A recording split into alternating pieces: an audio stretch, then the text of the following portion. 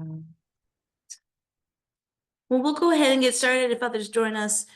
These are being recorded, so you can go back and rewatch them on our website or via our YouTube channel at US Cattlemen's. So I just want to thank everyone. I know this is a busy time of year for a lot of us ranchers. I know our president, Justin Tupper, has been through the ringer this week. He said as he closed out his sale yesterday, we've delivered 7,000 head just within video, and then another 5,000 sold yesterday, expecting another 7 to 8 coming tomorrow and another 2 to 3 on Saturday. So I know it's a big time, busy year for everyone. So I really do appreciate everyone jumping on for this October Beyond the Fence Line call. We got a great lineup coming up today. We are going to be talking on some new products with our Best Feeds. Dwayne Howell is on the line with us as well. And then, of course, we'll be doing a little Washington update for you guys today with our Director of Policy and Public Affairs, Jenna Stanton. So I'm going to kick things off today with our Vice President, Whitney Klasna, and I'll let you take it from there, Whitney. Thanks, Maggie. Good morning, everyone. Like Maggie said, my name is Whitney Klasna. I serve as the Vice President of the U.S. Cattlemen's Association. I farm and ranch in Northeast Montana near Lambert with my husband and his parents. And I'm excited for you guys to join us today. And thank you for all your support of U.S. Cattlemen's Association. Just some kind of quick updates from our organization. Obviously, it's been a very busy week in cattle politics. You've seen all the headlines on President Trump's trade deal announcements, and we've seen the market volatility from that. And this call that Maggie has organized, we're going to be hearing straight from the sale barns on, how these policies are affecting things in the sale barns and in the countryside. So, it's a great opportunity to see the policy effects in action. And we're going to hear that report directly. And just kind of an update on President Trump's announcement. Obviously, yesterday, President Trump had quite a tweet that he sent out to his Truth Social, and of course shared across every platform on his opinion on what cattle ranchers are saying about his trade policy. So that was an interesting thing, and our U.S. Cattlemen's staff and team and leadership have obviously been working hard on responding to that in interviews, and we've sent a letter directly to President Trump as well as Secretary Rollins, explaining our stance on how we think this policy will affect our U.S. cattle ranchers that we represent. Some of the things that we've heard is that the Argentinian deal will be approximately 80,000 metric tons of beef imported, which is 4 times larger than the current amount that Argentina currently exports to the United States. And it was kind of interesting release timings, with the USDA announcement from Secretary Rollins on their plan for the American ranchers and consumers, and their plan to fortify the American beef industry by strengthening ranches, rebuilding capacity, and lowering costs for consumers. And if you haven't seen that kind of step-by-step plan, U.S. Cattlemen's has shared that across our social media channels. You can see it on our Facebook page. So definitely interesting things happening this week. And like I said, in cattle politics, and we've got a great team in line to work on these communications and making sure that our voice is heard, not only at the administration and throughout his cabinet, but individually in our Senate and congressional offices, and trickle down into our state associations and local communities. So I want to give a hat tip to our leadership team with U.S. Cattlemen's for all the work that they've been doing, and the opportunity that we've been able to hear from individual members and producers across the US on how these things affect them directly. So if you have any questions or concerns, definitely reach out to us. Maggie, Jenna, myself, Justin, if you can get a hold of him between sale barn stuff. So got a great opportunity. Just some things coming up for US Cattlemen's. We've got our annual meeting coming up in January, and we're going to be in Manhattan, Kansas, about the third week of January. So if you're in the center part of the country, we sure love for you to join us in Manhattan. And we're going to have great opportunities for tours on some of the facilities that are in the Manhattan, Kansas area. And we've been working with KSU on a couple different things through our checkoff grant that or checkoff program that we've been working on the meat demand monitor.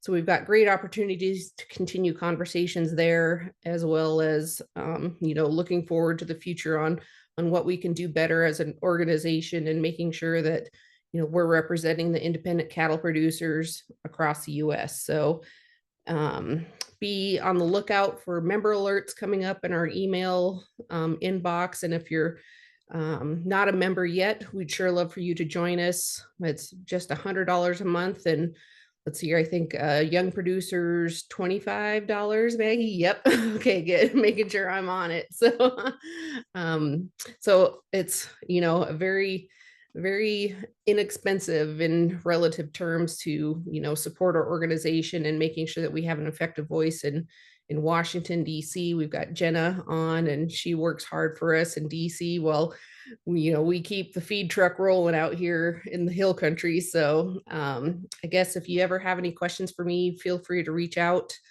You can find me on Facebook, Instagram. All my contact information's on the US Cattlemen's page. So thank you again for joining us, and I'll turn it back over to Maggie. Thank you so much, Whitney, for all that wise words. And we really do appreciate our leadership as well for you on USCA, especially with this, all this going on here. You guys have been on the horn with all of us and trying to keep up with everything here. I don't like it quite yet either. Well, Jenna, are you in a place we can go ahead and we'll just move around the schedule here and we'll kick it off with you. And once we kind of get things rolling here, we'll just kind of go with the flow. Sounds good, Maggie. Happy to jump in. Hey folks, Jenna Stanton here, Director of Policy for U.S. Cattlemen's Association based in Washington, D.C. and working for you all every day. Really appreciate the introduction from Vice President Klasna as well. Really honored to do the work that I do for all of you and have the conversations of what's going on in the countryside and how the news that happens here in DC, how it affects you all in your day to day and advocate for you the best that I can. I'm just going to run through real quick the timeline that we've seen, everything that's happened in the last 10 days. And there's been a lot that's happened. Last Friday, President Trump, within the administration, announced that they were exploring ways to lower high beef prices that U.S. consumers are facing, including potentially increasing beef imports from Argentina, exploring that route. So with that news break, USDA responded to President Trump's comments on beef prices, issued those comments. You can see them on our social media and on our website, and really starting to pick up a regular cadence of social media posts and outreach to our members and everyone in the countryside, and I got really great outpouring of responses from folks on thoughts on how it might affect you all and your input. And shared those comments with the president and Congress folks. On Sunday, President Trump told reporters as he was boarding Air Force One, maybe a little bit more insight into thoughts that the U.S. could try to buy some beef from Argentina, bringing down those domestic prices, calling them really high on the consumer side. This statement, USCA commented on President Trump's remarks again, without, certainly sending comments along that we had been hearing from the countryside, posting those were on our social media as well. On Tuesday, Secretary Rollins confirmed that the administration was considering importing Argentine beef to reduce high prices and announced that the USDA would be announcing a plan very soon.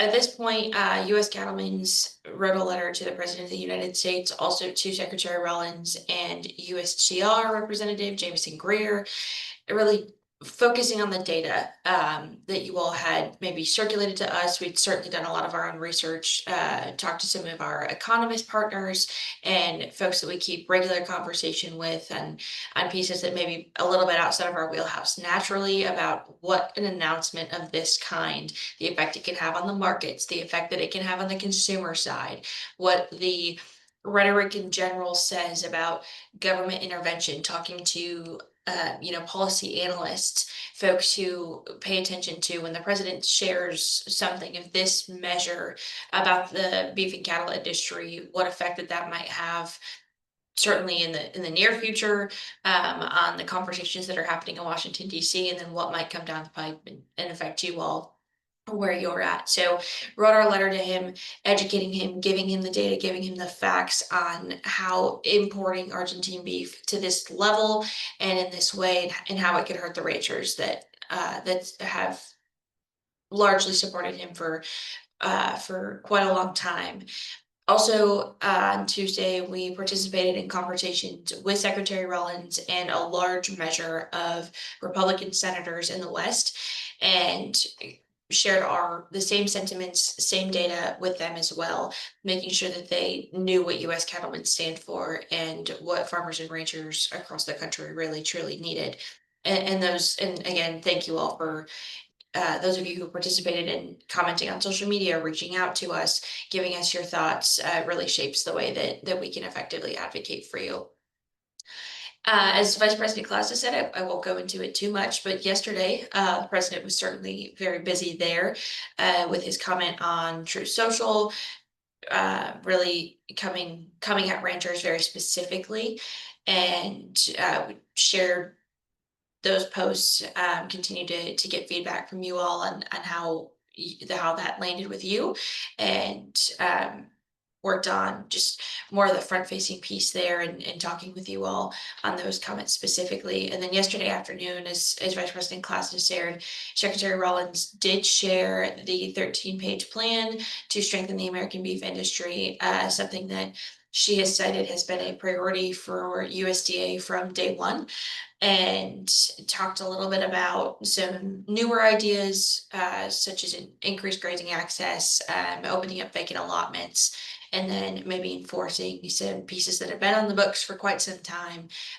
Truth in labeling, which is certainly a U.S. cattlemen's priority that we have championed and will continue to lead the fight on, as well as increased enhanced disaster assistance, and working to expand small and local independent processors and their capacity, and making sure that those folks have what they need as well. USDA issued a statement last night. If it has not hit your inboxes already, please let me know, and we'll make sure that gets to you. Thanking USDA for, certainly the plan, in theory will be very helpful, and it is something that the countryside welcomes. But as Vice President Klaus noted, it did come at a really interesting time. So certainly appreciate the leadership from USDA, especially as they navigate these shutdown times with lower staffing levels than they typically would operate with, but still keeping the message the same as President Trump looks at options to import foreign product. All that to say, quick overview there. I think what's important for us today with you folks as next geners is that what happens with this news, certainly much has happened in the markets as well in the last 10 days, and we'll hear a little bit about that in a little bit.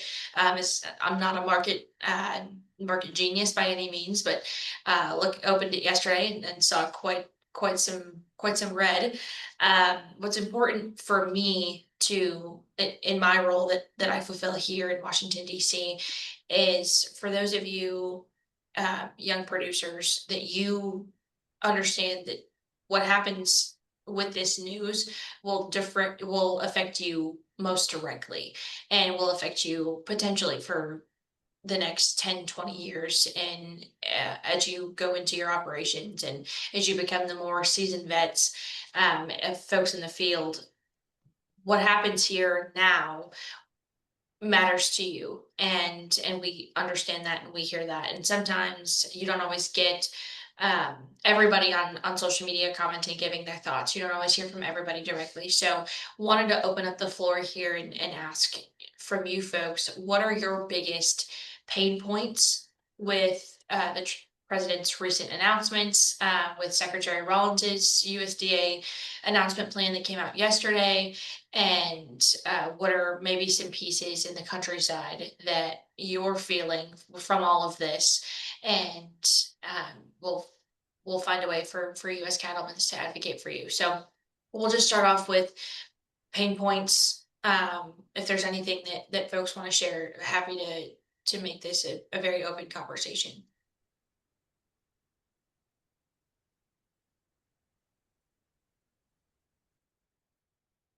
All right, any comments from anybody? If you don't feel like sharing today as well, our number is on our website. You can always reach out to us. Jenna's and mine are both there, and we're always willing to communicate, put things in the chat box, and things like that. So, Jess Peterson, I see you on video here. You got something to say? Well, I mean, you can't just take an opportunity like that and not say anything. First off, just thanks everybody for joining us, and those that are tuning in at a later date. Uh, Welcome and thanks for joining us. Good overview here, good updates, and of course, when we have the Beyond the Fence Line, there we'd be remiss if we didn't have some technical difficulties, because most of the folks that are joining us are whole lot better in the field and on the ranch than they are in their phones, and that's a compliment to them because they have the knowledge of what's in the box, what's in the bag, and what's working on your ranch. So we're excited, and of course Brett Turner's here with AgriGenerational, just some incredible stuff. We're going to be hearing more from him in the days and weeks and come.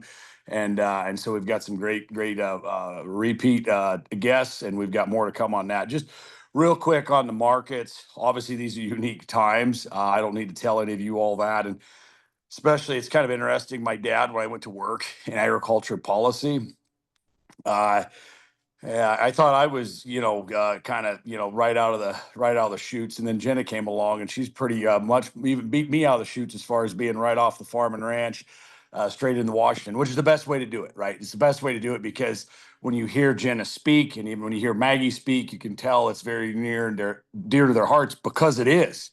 These numbers have an impact on their families, and so when we advocate and talk here, you heard from Vice President Klasna, it does matter, right? This is our livelihood.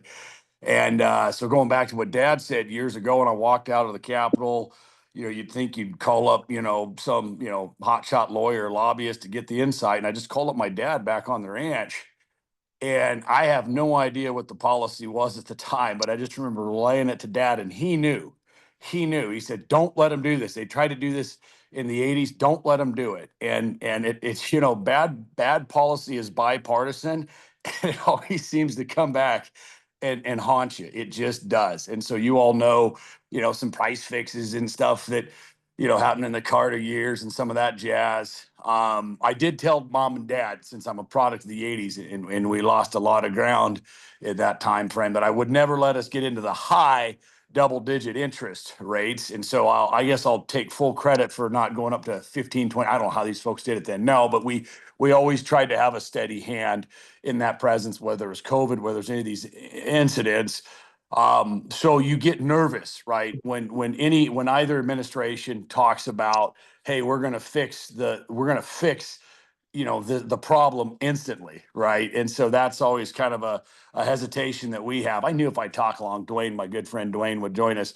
But what I want to mention there with Jenna is that that's why you have an organization. And a lot of times folks say, well, why can't you guys just get along? We were all been synced up. We've all been synced up, and Working Ranch Radio, Working Ranch Radio, just talked about this. Why am I losing my good? Too many names that are bantering around here. It's going to come to me. Justin Mills. I was thinking Tim O'Byrne does the magazine. Justin Mills does the podcast, and he joked saying, "Well, President Trump did say he was going to unify the industry. He did unify the industry. He's got NCPA, RCAF, and U.S. Cattlemen's all very much saying the same thing, which is good. That's not a bad thing to get in a situation. And this is what the cattle industry is doing. They're doing it in a respectful manner. All of them said, Mr. Trump, we appreciate what you're doing. We appreciate where you're going.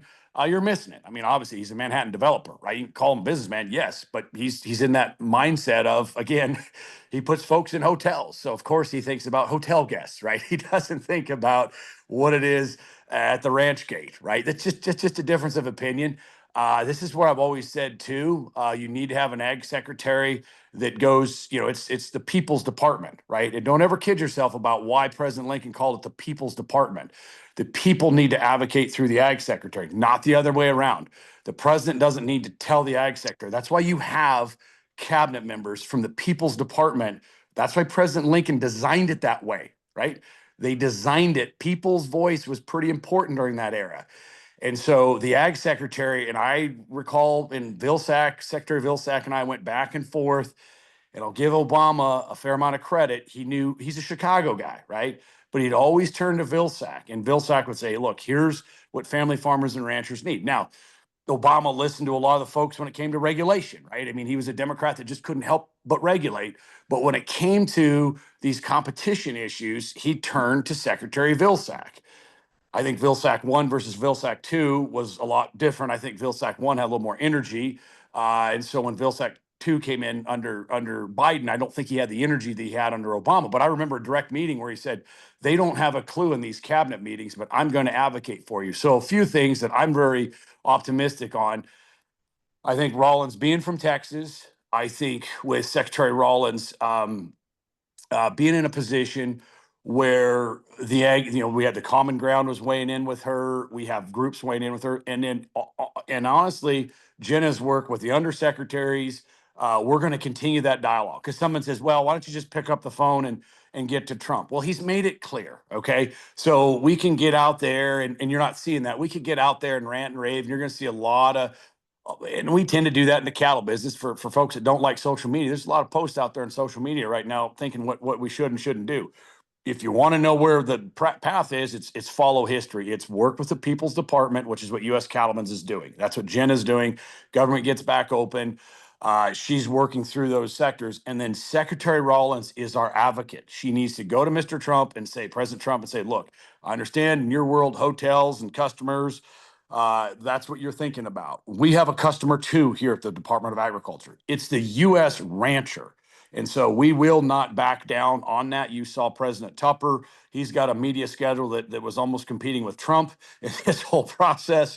And he was getting out there. Jenna is his booking agent right now.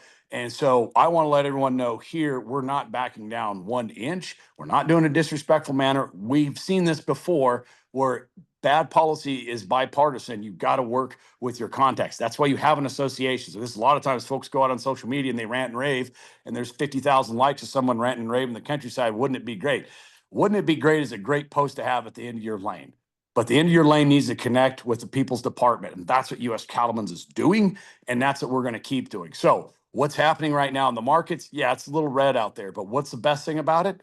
These livestock markets are not backing down an inch. You're going to see fall calf runs going on right now. You're seeing calves and yearlings coming through, and these sale barns are rocking them just as high. It was good yesterday. It's going to be good today and down the line. So these markets aren't going to respond to the little drama in the future. So we're going to rally, and we're going to keep this cattle market where it's at, because talking about a bunch of imported beef isn't going to change the true demand that we have for these good quality cattle that are hitting the fall market. So again, we're going to get through this thing. We're going to work. It's why you have an association. It's why you pay your dues. So we're grateful.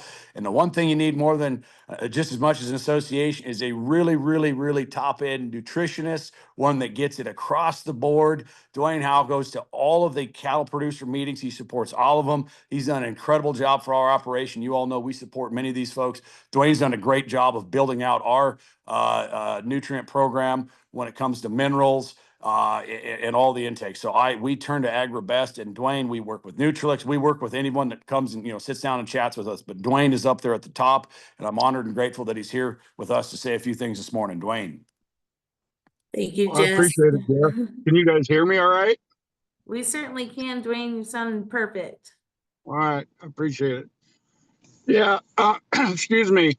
They kind of asked me this morning to visit a little bit about a new tub that we just developed. And as Jess said, I actually spent my whole life in the repro business up until about the last 8, 10 years.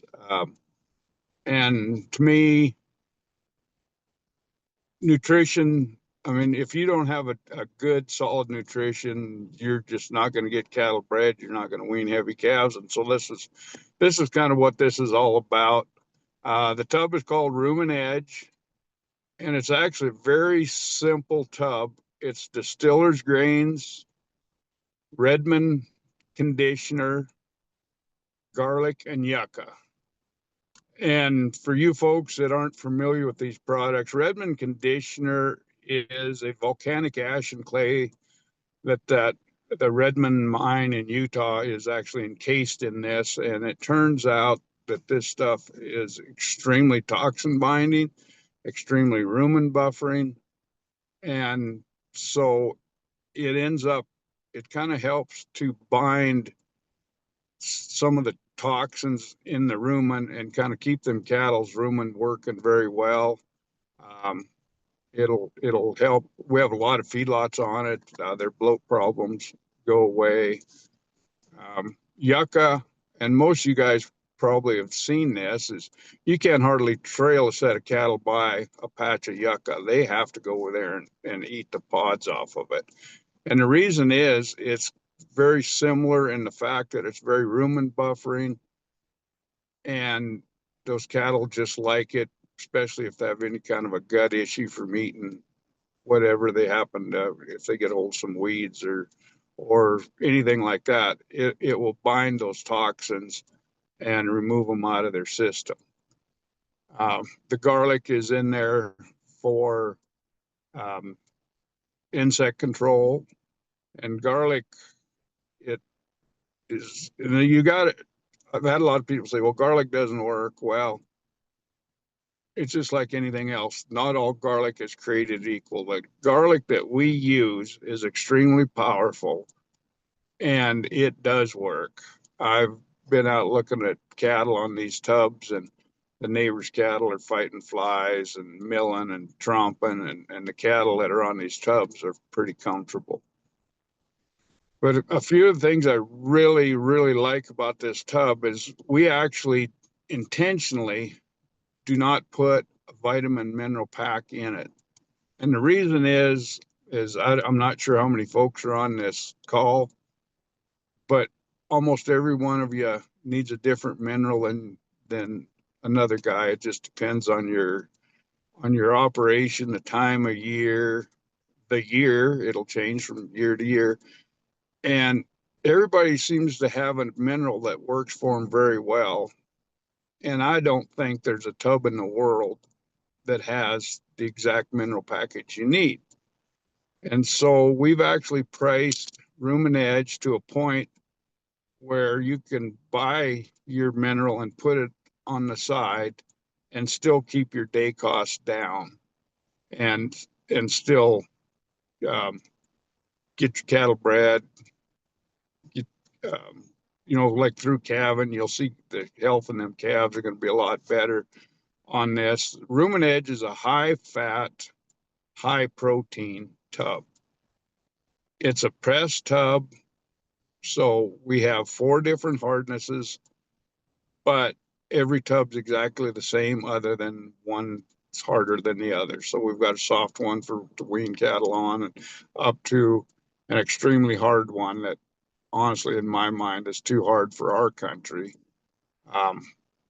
But I put it out in some test herds last summer, some in southern Wyoming, some in northern Montana. Really tough year. Dry forage was terrible. The health in those cattle was actually pretty amazing to me. They actually did better than I thought they would. And there's actually on our website, agribestfeeds.com, there are some videos of some of the folks that we had use this tub. And I get the same report from everybody that's used it is they can't believe the health in the cattle and how good it is. And a lot of that stems from the conditioner and the yucca, just because they do so many good things for the rumen. They actually will help with feed efficiency. And in both cases, one of the things they do is they kind of help sequester methane, which in turn they burn it off internally instead of leaking it out the back end. So they actually it burns off as energy, and so in turn makes them more feed efficiency. It's actually an extremely simple product, and we kind of made it that way for a reason. It just it it does what we hoped it would do. The cattle look very, like I said, very healthy. Their hair coats look good. They're breeding up very, very well. And to me, that's one of the most important things. If you're getting cattle bred and keeping them bred, then that's kind of what the whole thing's about. And nutrition is so important to that end. One thing I wanted to kind of talk about a little bit was protein. And like I said, this is a high fat, high protein tub. But I'm also a believer in you don't need protein year round. There are times when you need it, times that you don't. But to me, I grew up on a commercial ranch in northern Montana. I don't think a guy needs to waste his money on protein when you don't need it. For starters, the cattle are not going to eat much of it. And when you get in that situation where the grass, you've got enough protein in your forage, go to a good loose mineral and you'll be fine. That being said, these test herds that I put this tub out and we left it out rain or shine just to kind of get a read on what it was going to do. And they went anywhere from a pound to when the grass got really good. I was actually surprised they were still eating about a quarter to a third of a pound.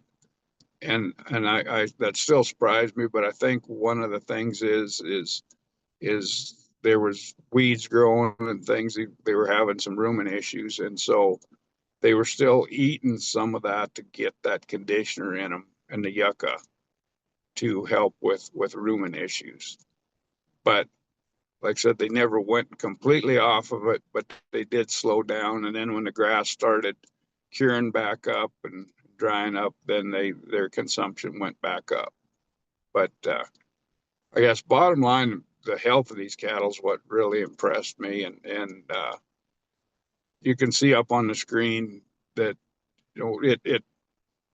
it doesn't have any added vitamins and minerals, but just in its makeup, there dang sure are some, like phosphorus is pretty good. It's high enough that you could, most places you could drop some phos. If you're having a custom made mineral, you could drop some phos out of it, which phosphorus is one of the more expensive ingredients in minerals. So if you can back off a little bit on that, that's going to save you some money too.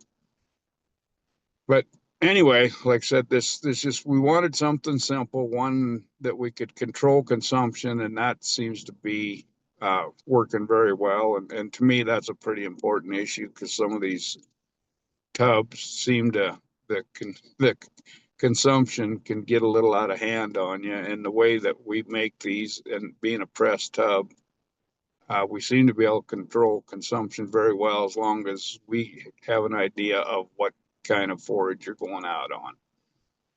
So it's, like I said, it's a very, very simple product, and I don't know what else I could tell you about it. I think that, I don't know if Maggie's put our website up and my phone number, but I'm more than happy to visit with anybody about it. And actually Jess has some experience with the, conditioner in his cattle, and it's worked extremely well. And we also make what's called SR50, which is 50% salt, 50% Redmond salt, and 50% conditioner. And that seems to be working really well in a pre-choice situation. So anyway, if there's any questions, I'd sure try to answer anything I could, and I appreciate you folks listening. No, I'll open it up for question there too. Yeah, I think that's one thing that we really like about these Redmond products at AgriBest since long. It is the quality, and not all garlic is created equal. And you can tell when it's good, powerful garlic. It's gonna knock out your shed. It's gonna knock out the neighbors. As far as when you're moving around, like, you have people come by your pickup saying, "What in the world?" But we're seeing that strong mix, and we're seeing that conditioner. So we're excited about this new product that Dwayne's talking about. I think the closer you get to nature, and we see that too. We run on a lot of lease grass, and not all grass is created equal. And I think the most offensive, we know this from our range management. There's two things you can do to offend somebody in the cattle business, and the first is obviously kind of question the quality of their calves. Well, as someone that's now buying yearlings and marketing yearlings, we're pretty direct with where we see quality of cattle at. And I was always on the receiving end of that, and rightly so. I don't think anyone has bad cattle. It's just how these cattle perform down the line. I always have kind of debates and stuff with down the line with some of the more the feed yards and whatnot as we went to these policy meetings and whatnot. So your calves and what they're coming off the ranch, but generally speaking, a lot of the folks that are signing up for organizations and showing up for associations, they take the time to commit. Usually they're the ones that take the time to commit to their cattle programs and bull programs. But the second way you're going to offend somebody. Everyone's, oh, I got the best grass. I've got the best grass, especially on some of these lease ranches. You don't. I mean, there's places. So when you're talking about getting the yucca plant, getting some of that stuff, and Jack Alexander will say this, you're dealing with, what someone thought was good management, but range management is like the cattle industry. You don't fix it with a tweet, right? So it takes 50 years to improve some of this stuff, to get the plant diversity and whatnot. So a lot of times what Dwayne's talking about is, yes, by and large, some say, well, cattle should just be able to live off their natural environment. Well, it's not a natural environment, right? I mean, what was happening is Jack will tell you, 75 years ago, 50 years ago, 100 years ago, there was overgrazing in a lot of these places. Not, heaven forbid, your family, but just generally speaking, and just droughts are tough, and cattle are like, we hear that great presentation from Kevin Sedgwick out of North Dakota about, it's like us going to Pizza Ranch. We just want to find the stuff we like. We'll avoid the green. We just want to find the stuff we like. It's a great presentation. So you need to modify that, because the idea that you're out on this just perfect biodiverse, all the grasses, all the nutrients in the right place, even the soil types. We're finding out we missed weights really poorly, and we did everything right with our grazing plan, but what was inside the soil, we don't think turned into the right grasses, and the cattle missed their weight. So there I am, all hot to trot and the greatest prices ever, and blew my weights out of the water, right? So again, what Dwayne's talking about here, I think is really, really critical. You can have the best grass in the country, but if you don't have that biodiversity, and chances are you don't, not because of you, but just because of grazing history, and because cows they're like us at Pizza Ranch. They don't always do the right thing. So I like what Dwayne's talking about, and this is what's cutting edge about them, is they're constantly looking at this, saying, where can we meet that gap? And we've utilized in our operation. We're excited about this product. But I'll turn it out for any other questions. And again, folks, a lot of folks are tuning in and pulling this stuff up later. So they're going to be looking around and trying to get ideas. And that's really what Beyond the Fence Line is, saying, okay, and a lot of times, and Dwayne knows this better than anybody, a lot of times when it comes to a product, you go, wow, this year was great, right? Well, then next year, moisture might not be as timely, or you might be at a different pasture, or you might be trying to do a different outcome with your calves. You might be saying, hey, we're going to be weaning a little earlier, or hey, that grass backed off a little bit. So I think the exciting thing about Beyond the Fence Line is hearing from presentations like Dwayne. You might not just run out and give Dwayne a call now, but it becomes that, well, we picked up another place, or we're doing something slightly different, or hey, the home ranch had some slight modifications. What was that presentation? They're going to go flipping through this. So again, take that information down, and any questions out there, we'll take them. And one thing people have to remember, because one thing, and Jess, I'm sure you hear this too, is, well, this is what my grandpa did. Well, you look at the grass from when your grandpa was there and what you got now, and you look at the cattle that he had and what you got now. The cattle today have a lot bigger engine, require a lot more calories, a lot more nutrients. And some of this grass has been used to death, and it just doesn't have in it what it had when your grandpa was around. Absolutely, absolutely. And if you if you back off, at all, and you really, it almost should be just, you do like, we do one soil sample or one grass sample and we high five ourselves, but really it's going on the whole time. There's a reason why feed yards spend so much time analyzing the feed and the daily intake, right? And yet on the ranch, to Dwayne's point, absolutely, you get certain days of heat, sun, not enough rain, and we're seeing it right now. It's phenomenal. I was out checking grass yesterday. It looks like late April, early May right now. You're getting some green grass that's really incredible on this north of Billings grass that we run on. And those, I mean, I feel like even when I'm walking out there, but it's going to turn. And there's been times where, yes, we've got 3-4 inches of moisture on it. That is not how it typically works. And so just as that's been good, 3-4 weeks in advance, you wouldn't have seen that softening of the crested with a nice regrowth there. So, but without that moisture, you'd be sitting in a lot different of a situation. So there's always some modification when you're trying to push those pounds too. So it's not like every year is not created different. And as Dwayne said, yeah, Granddad might have said, yeah, well, those are lighter cattle. You're kind of status quo. Calves are what the calves are. Now every calf getting an extra 10, 15 pounds, it matters. And the environment really matters, and you can track it better. Granddad did an amazing job for the tools they have.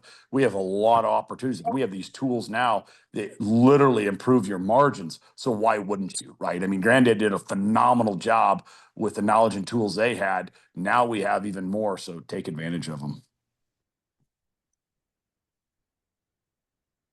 Oh, perfect. Well, Austin ended up having with Stuckman's Livestock in Bismarck, or Dickinson, North Dakota. Ended up having something coming up, but they did have a sale on Tuesday.